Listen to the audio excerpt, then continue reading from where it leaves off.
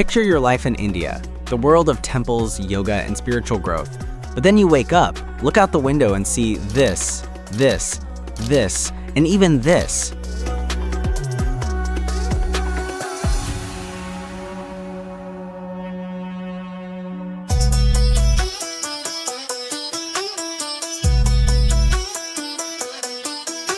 If you're unlucky enough to be born here, you live on the outskirts of New Delhi. Every day, dozens of garbage trucks haul waste from the entire region right here to the so-called Mount Everest of Trash, the Ghazipur landfill.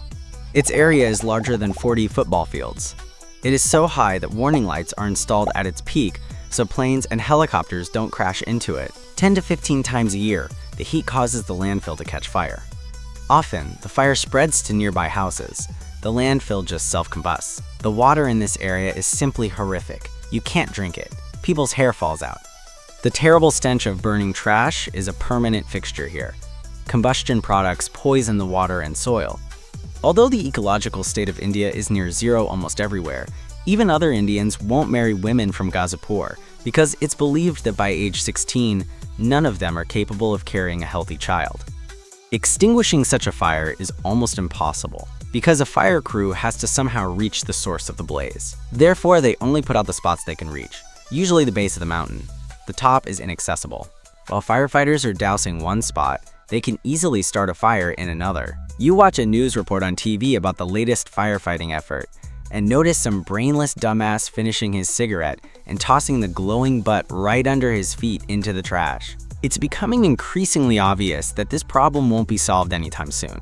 You don't want to move. You have a somewhat settled life here, friends, relatives, a job. But due to the horrific environment, residents suffer huge health problems. And then, on an ordinary weekday, standing at the bathroom mirror after a shower, you notice a massive bald spot on your head, and you're barely over 20. That's when you realize you need to move, fast. But where?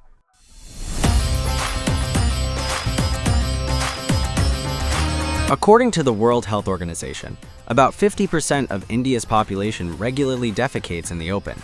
Apparently, this is a principled position for them. The Indian government built 500,000 home toilets. But despite this, many residents still went outside to fertilize city lawns. Completely baffled, sanitary inspectors began checking how the home toilets were being used and found they were often used as storage rooms.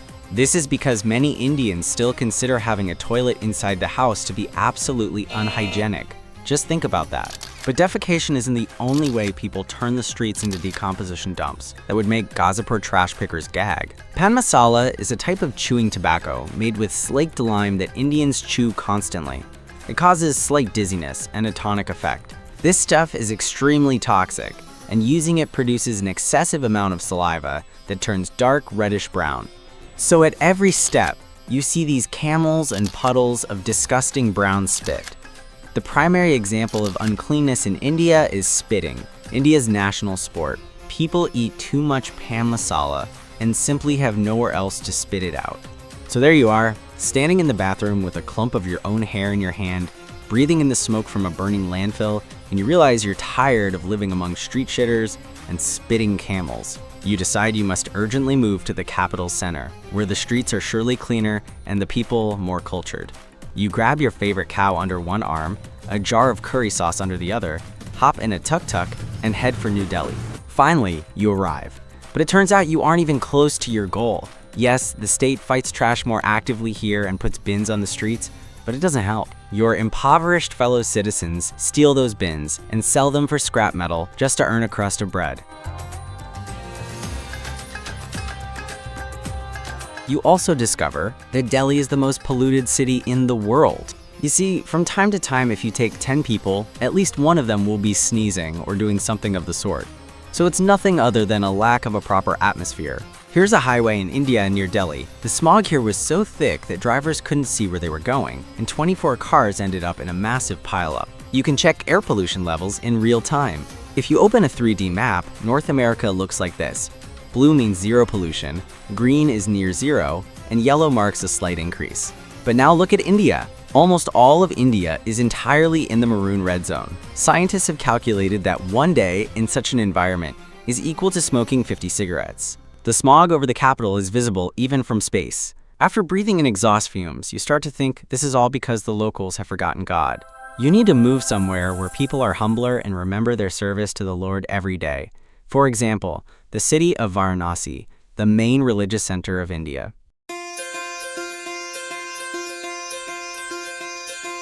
Even on the outskirts of the city, you smell a stench so foul you never even dreamed of it back in Ghazipur. Within a short time, you realize it's a mix of shit, piss, manure, hashish, rotting corpses, and smoke from crematoriums. You've arrived in the city that holds another record breaker, the Ganges, the dirtiest river on the planet. Indians believe that a soul can only be reborn if its connection to the physical world is severed.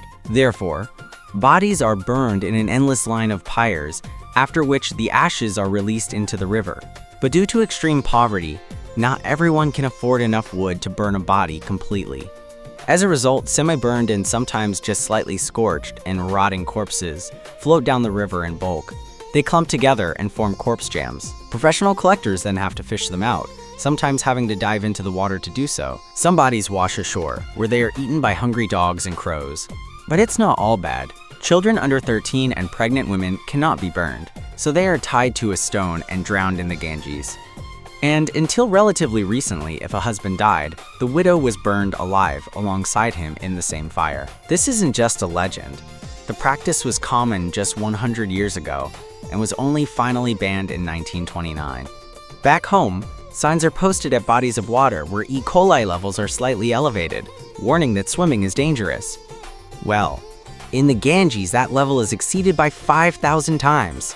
Indians themselves wash in this water, brush their teeth, and just drink it. Look at this guy, what a beast!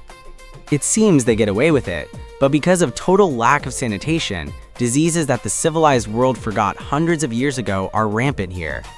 For example, leprosy. I used to think it was a disease of medieval knights, but in India, 120,000 people catch it every year. For comparison, in the West, you could count such cases on one hand. Watching all this, you fall to your knees in helplessness. You realize that as long as you are in India, your life will always look like this. Moreover, as long as there are Indians around you in general, this is how it will be. Look at this photo. What country do you think this is? Even the signs are in Indian script. But this isn't India. It's an Indian neighborhood in one of the cleanest cities in the world, Singapore. Why did it turn out like this? It seems we are dealing with a great nation with an ancient history that, on one hand, lands on the moon, and on the other, is literally indistinguishable from pigs. In short, Indians bring the mess with them everywhere. Even states with the harshest laws can't stop it. In Singapore, the fine for throwing a wrapper is $500, about 400 US, and a repeat offense is punishable by prison. But it doesn't help. It's common to blame the authorities for environmental problems, but India is a country where the fish rots from the tail, not the head. Here are the 5 main reasons. Mentality. A caste system has existed in India for ages. The higher castes make the mess and the lower ones pick it up. But when you multiply this logic by billions of people, you get an amount of trash that an army of cleaners cannot clear. Meanwhile, Indians keep their apartments clean but believe that everything outside their doorstep is not their responsibility. Evolution of waste. Previously, all waste was organic. It either rotted away or was eaten by cows. This led to the habit of throwing everything at one's feet. With the arrival of plastic and metal, the habit remained, but cows don't eat this trash. Weak propaganda and fines. Although ads are played, it's not enough. The maximum fine for a wrapper is a measly $6, and no one monitors it. Indians themselves don't even know the fines exist. Broken windows theory. If people see a mess, they stop acting civilized. More trash leads to more trash. Experiments in India showed that if a street is cleaned and walls are painted, people stop defecating there. Agricultural smog. Every fall, air pollution levels in Delhi skyrocket. This happens because farmers in neighboring regions mass burn fields after the rice harvest to prepare for the new season. A huge cloud of smoke mixes with Delhi's dust and exhaust. One could say this is the concern of politicians. But if there is no demand from the Indians themselves, politicians won't act. Until something clicks in the heads of 1.5 billion people, nothing will change. At the same time, we can't expect people who are used to eating off the floor to suddenly wake up tomorrow. The question arises to which no one has an answer. Is it too late? If this was eye-opening, hit like and subscribe for more investigative reports. Thanks for watching, and I'll see you in the next video.